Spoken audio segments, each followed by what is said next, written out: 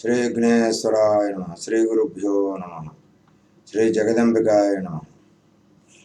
ఏకవేణి జపాకర్ణపూర నగ్న ఖరాస్థిత లంబోష్టి కర్ణికాకర్ణి తైలాభ్యక్త శరీరిణి వామపాదోల్లసల్లోహ లతాకంటకభూషణ వరమూర్ధధ్వజ కృష్ణ కాళరాత్రిర్భయంకరీ. శ్రీదేవి మహత్యం అనగా శ్రీదేవి భాగవతం వింటూ ఉన్నాము. ముందు భాగంలో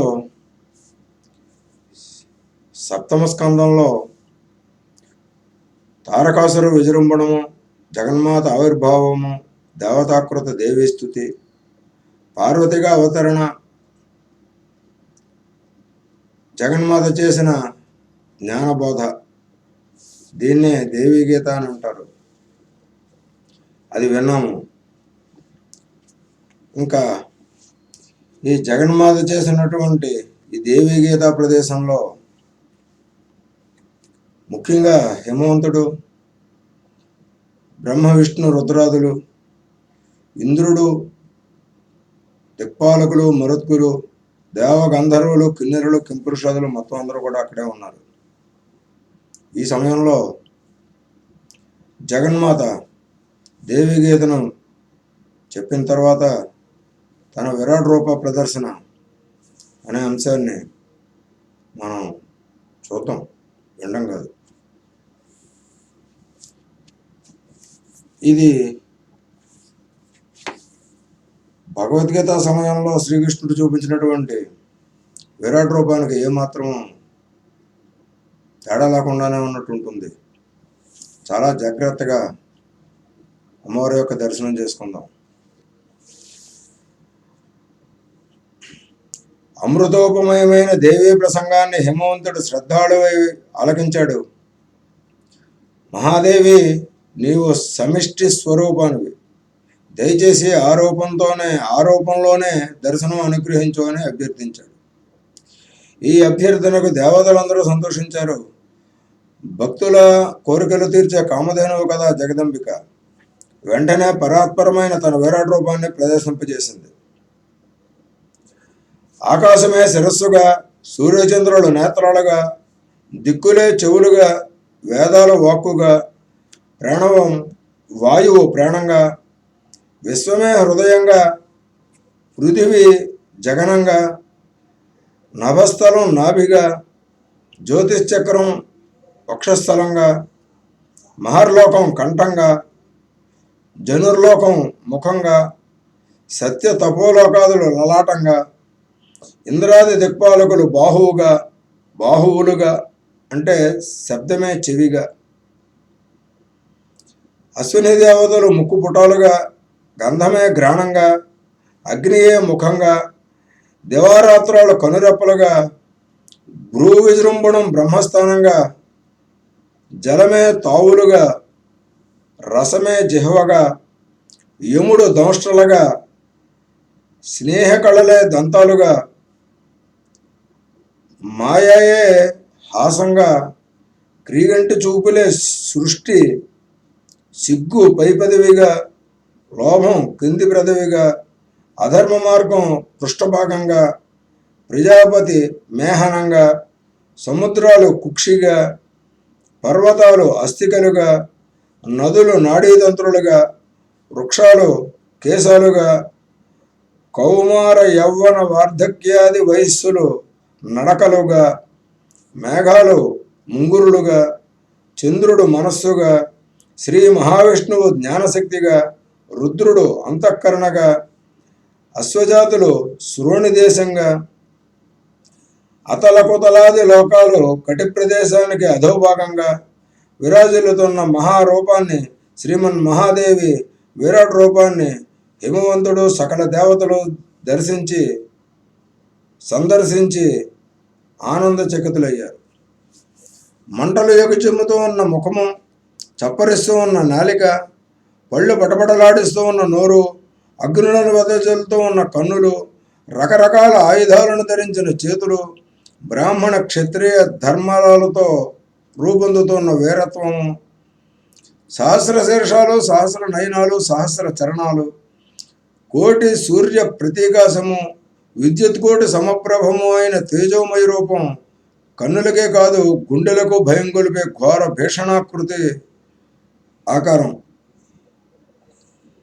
దేవతలు కన్నులప్పగించి చూస్తూనే ఉన్నారు, హాహాకారాలు చేస్తూనే ఉన్నారు. ఆ దివ్య తేజస్సును తట్టుకోలేక అందరూ మూర్చపోతున్నారు. 4 వేదాలు 4 దిక్కుల నుంచి మంత్రాలు చదివి మళ్ళీ అందరినీ స్పృహలోకి తెచ్చి ఊరడించాయి. అప్పటికి ధైర్యం వచ్చింది. చెమ్మగిల్లిన కన్నులతో చేరవోయిన కంఠాలతో సకల దేవతలు ఆ విరాట్ రూపుని స్తుతించారు. మనం కూడా స్తుతించినట్టే భావించేద్దాం.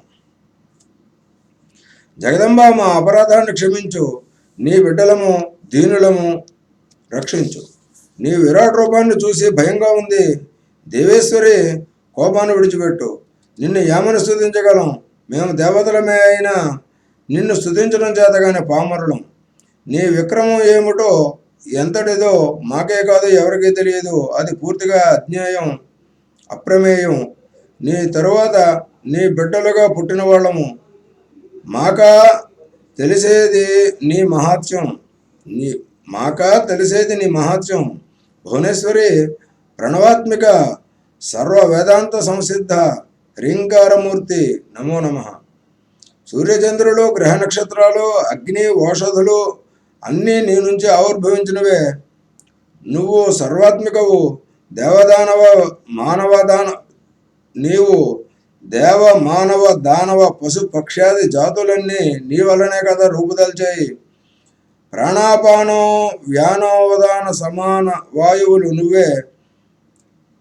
పంటలు, పళ్ళు, ఫలాలు నువ్వే. తపస్సు, సత్యము, ధ్యానము, ధ్యేయము సమస్తము నువ్వే. బ్రహ్మచర్యాది దీక్షలన్నీ నువ్వే. జగన్మాత, నమో నమః. సప్త ప్రాణాగ్నులు, సప్త సమిధలు, సప్త హోమాలు, సప్త లోకాలు నువ్వే. సముద్రాలు, నదులు, గిరులు, సర్వ రస రూప గంధాలు అన్నీ నువ్వే. యజ్ఞాలు, యోపాలు, దీక్షలు, దక్షిణలు, ఋగ్ యజుస్సామాలు సర్వము నువ్వే. సర్వాత్మకమైన నీకు అన్ని వైపులా నమస్కరిస్తున్నాము, మళ్ళీ మళ్ళీ నమస్కరిస్తున్నాము. దేవేసి, ఈ అలౌకిక దివ్య రూపాన్ని దయచేసి ఉపసంహరించు.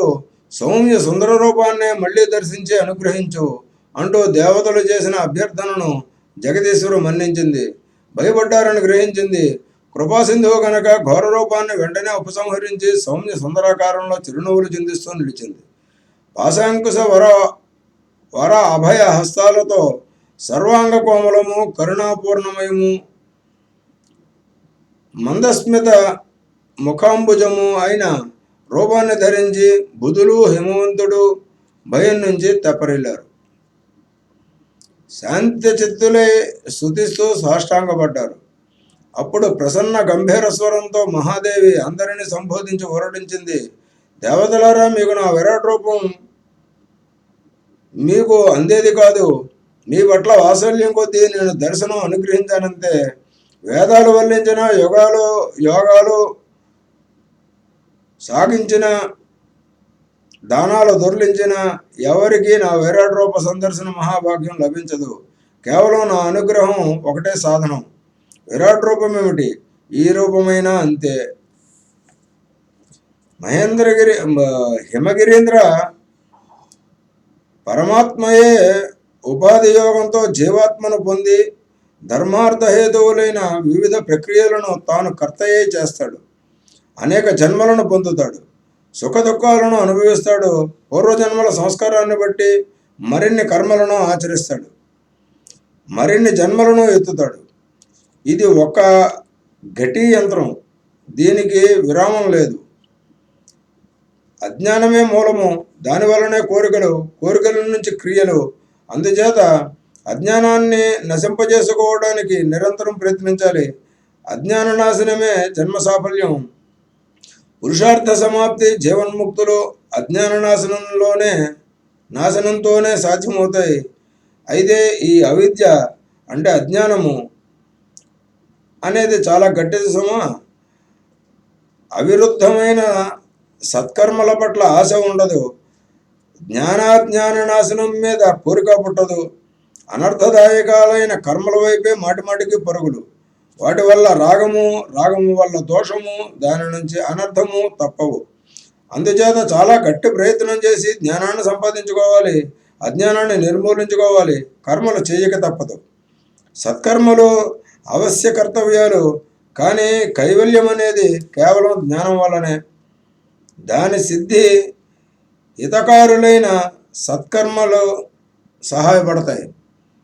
నగరాజా, జ్ఞానం వల్ల హృదయ గ్రంథి భేదనం అవుతుంది. దాని నుంచి కర్మ సంభవిస్తుంది.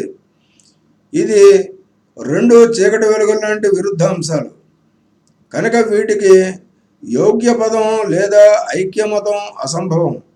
అందుచేత వైదిక సత్కర్మలను వేటినైనా చిత్తశుద్ధి సంపాదన కోసమని తావత్ పర్యంతమే సప్రయత్నంగా ఆచరించాలి.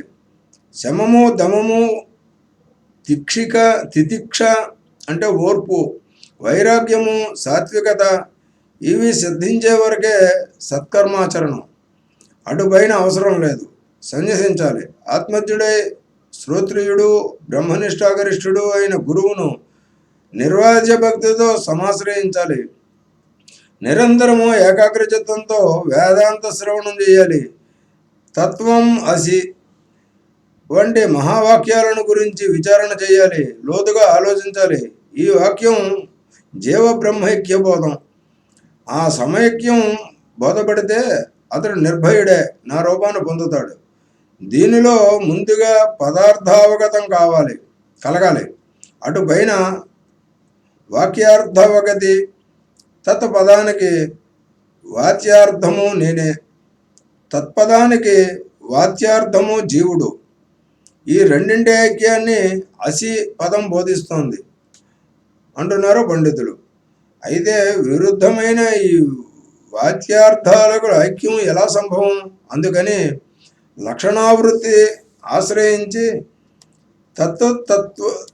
తత్వము పదార్థాలకు ఐక్యాన్ని సంఘటపరచాలి. ఈ రెండు పదాలకు లక్ష్యార్థం చిన్మాత్రయే కనుక ఐక్యం సుసంభవం అవుతుంది. ఈ ఐక్యాన్ని తెలుసుకున్న నరుడు స్వాభేదంగా అద్వయుడు అవుతాడు. స్థూలాది దేహరహితుడే బ్రహ్మత్వం పొందుతాడు. పంచీకృత మహాభూత సంభూతమైన స్థూలదేహం ఒక భోగాలయం, జరావ్యాధి సంయుతం, సర్వకర్మలకు నిలయము. నిజానికి ఇదొక మిథ్యే అయినా మాయామయత్వం వల్ల స్ఫుటంగా భాషిస్తుంది. ఇది ఆత్మకు అంటే ఆత్మ అంటే ఎవరో కాదు, మళ్ళీనే ఆమె స్థూల ఉపాధి అంటే ఈ ఆత్మలోనే ఉంటుంది ఆవిడ. జ్ఞానేంద్రియ కర్మేంద్రియ ప్రాణ పంచక సమాయుక్తమై మనోబుద్ధులతో కూడినది సూక్ష్మోపాధి. ఇది అపంచీకరణంతో ఆత్మకు ఏర్పడిన సూక్ష్మదేహం. అంటే ఈ ప్రపంచంతో సంబంధం లేదనుకుంటే ఇందాక చెప్పుకునేటటువంటి పంచభూతాలు, జ్ఞానేంద్రియాలు, కర్మేంద్రియాలు, వీళ్ళు ప్రాణపంచక సమాయుక్తమైనటువంటి వీటితో దేనితోటి సంబంధం లేనట్టుదని. అపంచీకరణంతో ఏర్పడిన సూక్ష్మదేహం శరీరం అంటే ఈ దేహం లోపలే ఉంటుంది. అది రెండవ ఉపాధి సుఖ దుఃఖానుభవాలకు అవబోధకం. అనాది అనిర్వాచ్యము అయిన అజ్ఞానం మూడవది. దీనినే కారణదేహం అంటారు. ఈ ఉపాధులను నశించకపోతే కేవలం ఆత్మ మిగిలిపోతుంది. ఈ ఉపాధులు నశించిపోతే కేవలాత్మ మిగులుతుంది. ఈ మూడు దేహాలను పంచకోశాలు అంతఃస్థితాలే సర్వదా ఉంటాయి. పంచకోశ పరిత్యాగంతో బ్రహ్మపుచ్చం లభిస్తుంది. నేతి వాక్యాల ద్వారా చెప్పబడే నా రూపమే అది. ఇక్కడ నేతి అంటే ఇది కాదు అనుకుంటూ, అంటే ఈ దేహం నేను కాదు, ఈ శరీరం నేను కాదు, ఈ మనసు జ్ఞానము ఇవన్నీ కూడా నావి కాదు అంతా ఆ పరమాత్మయే అని చివరికి నేను అనే ఉపాధి కూడా నేను కాదు, ఆ పరమాత్మ అనేదాన్ని నిరూపం అవుతుంది. ఆ రూపమే అమ్మ.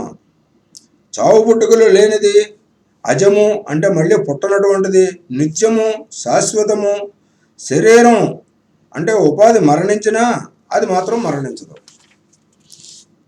చంపదు, చావదు, చంపబడదు. ఇది ఆత్మతత్వం. ఇది చిన్నవాటిలోకెల్లా చిన్నది, పెద్దవాటిలోకెల్లా పెద్దది. ప్రాణికోటి ఆత్మ గుహలో భద్రంగా నిక్షిప్తమైన రహస్యం. ఈ గుహ అంటే ఏదో కాదు, ఈ గుండె గుహరమే. దీని మహిమాను బ్రహ్మానుగ్రహం పొందిన వేతశోకుడే తెలుసుకోగలడు. పర్వతరాజా, స్పష్ట ప్రతిపత్తి కోసం మరొక పోలిక చెబుతూ ఉన్నాను. ఆత్మను రథికుడిగా గ్రహించు.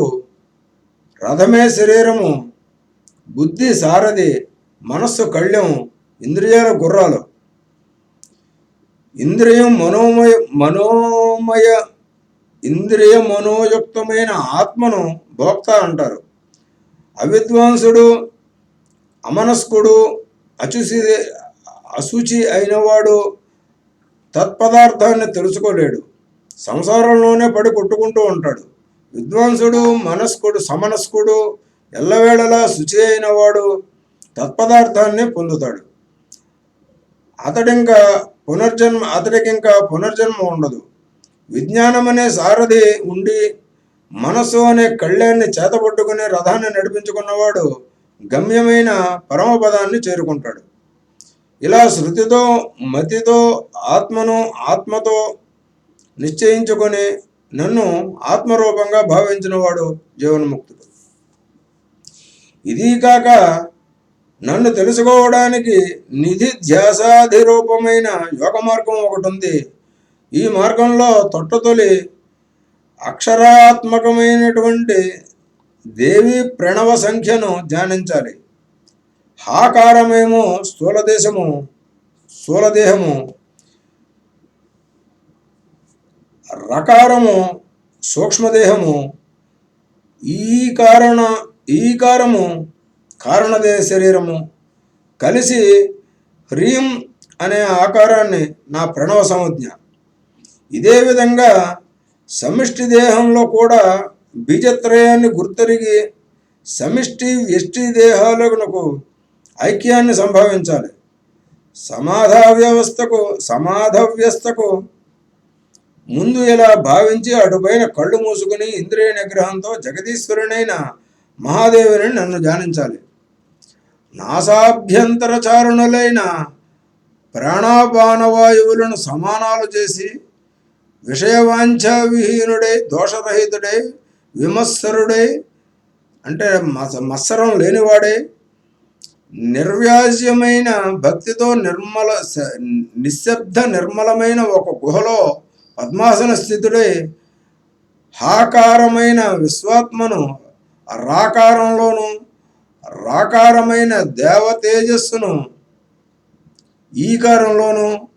ఈకారమైన ప్రాజ్ఞను హ్రీంకారంలోనూ నింపాలి. వాచకరహితము, ద్వైత భావ వివర్జితము, అఖండము అయిన సచ్చిదానంద రూపాన్ని దాని శిఖరాగ్ర భాగాన్ని భావించాలి. ఇటువంటి ధ్యానంతో నన్ను సాక్షాత్కరింపజేసుకున్న నరోత్తముడు నా రూపాన్ని పొందుతాడు. తక్షణమే అజ్ఞానం నశించి నాతో అభిన్నుడవుతాడు. మహాదేవి, యోగ విద్యను సాంగోపాంగంగా వివరించు. నీ తత్వాన్ని సంపూర్ణంగా తెలుసుకోవడానికి నాకు యోగ్యత కల్పించు అని హిమవంతుడు ప్రార్థించాడు. జగదంబిక వివరించింది. హిమనగేంద్ర, యోగం అంటే ఎక్కడో ఆకాశంలోనో, భూమిలోనో, పాతాళంలోనో లేదు. జీవాత్మ పరమాత్మల సమైక్యమే యోగం. యోగ విశారదులు ఇదే చెబుతున్నారు. యోగానికి విఘ్నకారులు 6 ఉన్నాయి. ఈ 6 అన్నిట్లకన్నా ప్రమాదకరమైన అంతఃకరణ శత్రువులు. కామము క్రోధము రెండు రెండుగా చెబుతూ ఉన్నారు. ఈ రెండింటికి ఒకదాని నుంచి ఒకదానికి సంబంధం ఉంటూ ఉంటుంది. కామము క్రోధము, లోభము మోహము, మదము మాత్సర్యాలు చూడటానికి రెండు ఒక్కొక్కలాగే ఉంటూ ఉంటాయి. యోగాంగాలతోనే వాటిని ఛేదించి యోగులు యోగసిద్ధి పొందుతున్నారు. యోగాంశాలు 8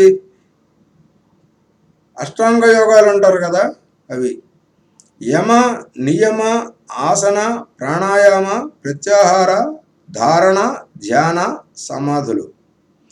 వీటిలో కొన్నింటిని మళ్ళీ ఉపాంగాలు ఉన్నాయి.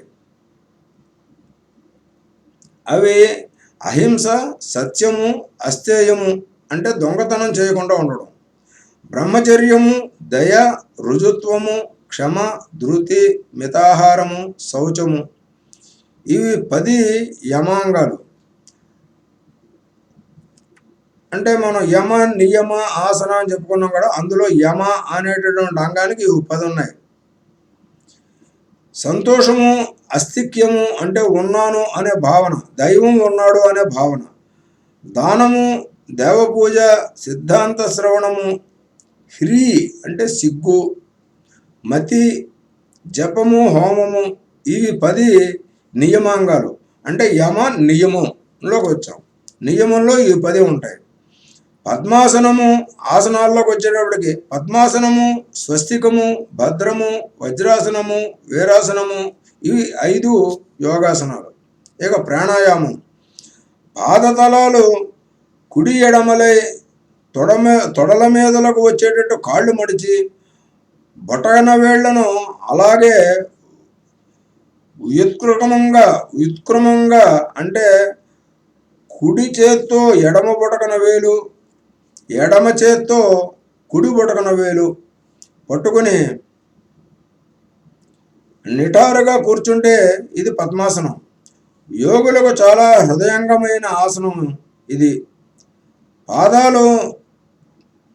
పాదతలాలు తొడలకు పిక్కలకు మధ్యలోకి వచ్చేటట్టు కాళ్ళు మడిచి నడుం నిలబెట్టి కూర్చుంటే అది స్వస్తికాసనం. పాదతలాలు పిర్రల కిందకి చేర్చి చేతుల్ని మోకాళ్లపై ఆనించి నిటారుగా కూర్చుంటే అది భద్రాసనం. ఊరువుల మీదకి పాదాలు వచ్చేటట్టు కూర్చుని మోకాళ్లపైన చేతులు ఆనించి నడుం నిలబెట్టితే అది వజ్రాసనం. ఒక పాదతలం ఎదుటి తొడ కిందకి, మరొకటి ఎదుటి తొడ మీదకి చేర్చి రుజుకాయుడైనటువంటి అంటే నిటారుగా శరీరాన్ని నిలిపి కూర్చుంటే అది వీరాసనం. ఈ 5 ఏదో ఒక ఆసనం వేసుకుని కూర్చుని ప్రాణాయామం చెయ్యాలి. ఇక్కడ ఈడ ద్వారా అంటే ముక్కు యొక్క ఎడమ రంధ్రాన్ని ఈడ అంటారు. గాలిని 16 మాత్రల కాలం లోపలికి పీల్చాలి. 24 మాత్రల కాలము ఊపిరితిత్తులలో బంధించాలి. అది సుషుమ్నాకు మధ్య ప్రదేశం. పింగళనాడి ద్వారా అంటే ముక్కు కుడి రంధ్రం ద్వారా ఆ గాలిని 32 మాత్రల కాలము మెల్లగా నిశ్వాసించాలి. వీటినే పూరక, కుంభక, రేచకాలు అంటారు. ఇది మొత్తం కలిపి ప్రాణాయామం. దీన్ని మళ్ళీ చేస్తూ అభ్యాసమైన కొద్దీ మాత్రల కాలాన్ని సంఖ్యను పెంచుకుంటూ వెళ్ళాలి. పూరక, కుంభక, రేచకాల నిడివిని కాలక్రమాన పెంచుకోవాలని దాని అర్థం. మాత్రకాలం అంటే ఒక లిప్త. ఓంకారాన్ని సాధారణంగా ఉచ్చరించడానికి పట్టే సమయం ఒక లిప్త. జప ధ్యానాదులతో కలిపి చేస్తే ఈ ప్రాణాయామాన్ని సగర్భం అంటారు. అవి లేకుండా విడిగా చేస్తే విగర్భం అంటారు. క్రమంగా అభ్యాసవశాన ప్రాణాయామాల సంఖ్య, సమయము పెరిగే కొద్దీ శరీరంలో మార్పులు వస్తాయి. ముందుగా చెమటలో పోయడము మొదలవుతుంది, ఇది అధమ స్థితి. అటుపైన శరీరం వణుకుతుంది, ఇది మధ్యమ దశ. శరీరం నేలను విడిచి పైకి లేస్తుంది, ఇది ఉత్తమ స్థాయి. ఈ స్వేచ్ఛగా విషయ సుఖాల వెంట పరుగులు తీసే ఇంద్రియాలను ప్రయత్నించి వెనక్కు మరల్చడమే ప్రత్యాహారం అంటే. మరొకసారి, స్వేచ్ఛగా విషయ సుఖాల వెంట పరుగులు తీసే ఇంద్రియాలను ప్రయత్నించి వెనక్కు మరల్చడమే ప్రత్యాహారం అంటే. ఇక్కడ ధ్యాన, ధారణ, యమ నియమాలన్నీ చెప్పారు కదా. యమ నియమ, ఆసన, ప్రాణాయామం అయ్యింది. ఇక ప్రత్యాహారం గురించి చెప్పారు. ప్రత్యాహారం అంటే స్వేచ్ఛా విషయ సుఖాల వెంట పరుగులు తీసే ఇంద్రియాలను ప్రయత్నించి వెనక్కి మరల్చడం ప్రత్యాహారం. ప్రాణవాయువును అష్టంగ, గుల్ప, జాను, ఊరు, మూలాధార, లింగ, నాభి, హృదయ, గ్రీవ, కంఠ, లంబిక, నాసిక, భ్రూమధ్య, మస్తక, మూర్ధ్వ, ద్వాదశాంత అంటే విశుద్ధి చక్రం ప్రదేశాలలో యథావిధిగా ధారణ చేయడాన్ని, నిలపడాన్ని ధారణ అంటారు. ఇంకా ప్రత్యాహార ధారణ అయ్యింది. ఇంకా ధ్యాన, సమాధులు రెండు ఉన్నాయి. చైతన్యాంతవర్తి అయిన ఏకాగ్రచిత్తంలో ఆత్మలో ఇష్టదైవాన్ని ధ్యానించడమే ధ్యానం అంటే. జీవాత్మ పరమాత్మలకు సమత్వ భావమును సమాధి అంటారు. ఇవి అష్టాంగ లక్షణాలు. ఇక మంత్రయోగ ప్రబోధం.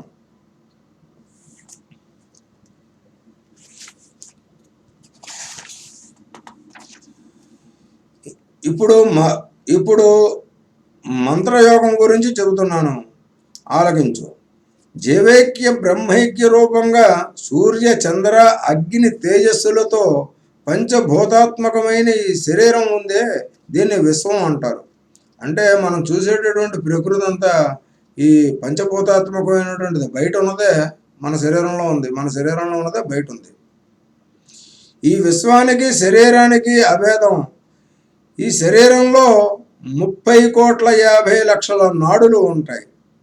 వాటిలో 10 ప్రధానమైనవి, 3 ఇంకా ముఖ్యమైనవి. సూర్య, చంద్ర, అగ్ని రూపిణి అయిన మేరుదండానికి అంటే వెన్నుముక ఎడమ వైపున ఎడానాడి ఉంటుంది. ఇది చంద్రరూపిణి శక్తి రూపిణి, సాక్షాత్తు అమృత విగ్రహ. కుడివైపున పింగళనాడి ఉంటుంది. ఇది పురుష రూప సూర్య విగ్రహ. ఈ రెండింటికి నడుమ సర్వతేజోమయమైన సుషుమ్నా నాడి ఉంటుంది. ఇది అగ్నిరూప. దీని మధ్యలో ఇచ్చా జ్ఞాన క్రియాత్మకమైనటువంటి స్వయంభూలింగ కోటి సూర్య సమప్రభంగా విరాజిల్లుతూ ఉంటుంది. దీని మీద బిందు నాదోపేతమైన శివాత్మకమైన మాయాబీజం ఉంటుంది. దాని మీద శిఖాకారంలో ఎర్రని రంగుతో అంటే రక్త విగ్రహం నా అంశగా కుండలిని శక్తి ఉంటుంది. దానికి వెలుపల బంగారపు రంగులో 4 రేఖల పద్మం ఉంటుంది. ఆ పద్మాన్ని ధ్యానించాలి. వా, సా, షా, సా అనే అక్షరాలు వరుసగా ఆ దళాల మీద ఉంటాయి. దాని మీద 6 రేకుల మరో పద్మం ఉంటుంది. ఇక్కడి నుంచి ఇది శ్రీచక్రంగా కూడా మనం భావించవచ్చు. దాని మీద 6 రేకుల మరో పద్మం ఉంటుంది. వజ్రప్రభలు విరజిమ్ముతూ అగ్నిలా ఉంటుంది. బాకారంతో మొదలుపెట్టి లాకారం వరకు 6 అక్షరాలు ఉంటాయి. 6 రేకుల మీద ఉంటాయి.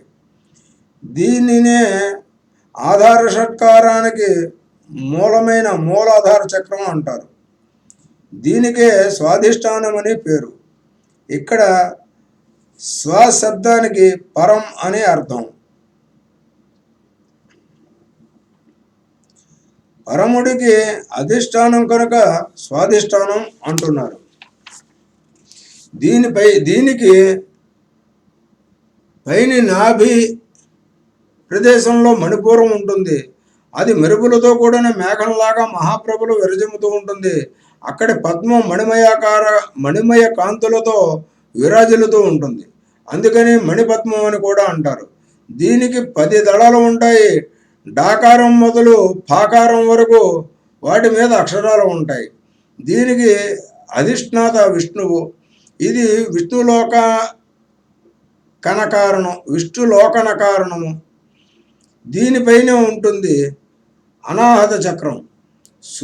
ఉదయ సూర్యప్రభలు విరజమ్ముతూ 12 రేకుల పద్మం ఇది. కాకారం మొదలు ఠాకారం వరకు అక్షరాలు ఉంటాయి. దీని మధ్యలో కోటి సూర్యప్రభలతో బాడలింగం ఉంటుంది. ఈ చక్రము శబ్ద బ్రహ్మమయం, అందుకే శబ్దానాహతమని అంటారు మునీశ్వరులు. ఇది ఆనంద సాధనం, పురుషాధిష్ఠితం. దీనిపైన 16 రేకుల పద్మం విశుద్ధ చక్రం. 16 అచ్చులు 16 రేకుల మీద ఉంటాయి. ఆ ఈ ఉలుము అమ్మహ వరకు. ఇది ధూమ్రవర్ణంలో ఉంటుంది. హంసాలోకనంతో జీవుడిని విశుద్ధి కలిగిస్తుంది కనుక దీనికి ఆ పేరు ఏర్పడింది. దీనినే కొందరు ఆకాశ చక్రం అని అంటారు. దీనిపైది ఆజ్ఞాచక్రం, ఆత్మాధిష్ఠితం. అక్కడ జ్ఞాన సంక్రమణం జరుగుతుంది కనుక దీనికి ఆ పేరు సార్థకం. ఇక్కడ పద్మానికి 2 రేకులు ఉంటాయి. వాటి మీద హాకారము క్షాకారము ఉంటాయి. ఇది చాలా మనోహరమైన పద్మం. దీనిపైన కైలాస చక్రం, అటుపైన రోధిని చక్రము ఉంటాయి. ఈ ఆధార చక్రాలు దాటిన తరువాత సహస్రారయుతమైన బిందుస్థానం ఉంటుంది. ఇక వాయుధారణ అనేటటువంటి పద్ధతిని వచ్చే భాగంలో తెలుసుకుందాము. శ్రీ జగదంబార్పణమస్తు. స్వస్తి.